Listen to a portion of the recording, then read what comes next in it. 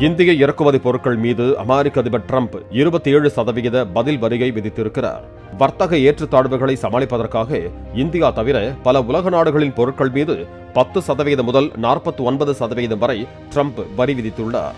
வரி விதிப்பால் இந்தியாவில் வேளாண், உணவு பதப்படுத்துதல் துறை உள்ளிட்டவை பெரிதும் பாதிக்கப்படும் என்றும், ஜவுளி, தகவல் தொழில்நுட்பம், மோட்டார் வாகன துறை உள்ளிட்டவற்றுக்கு பெரும் பாதிப்பு இருக்காது என்றும் கூறப்படுகிறது.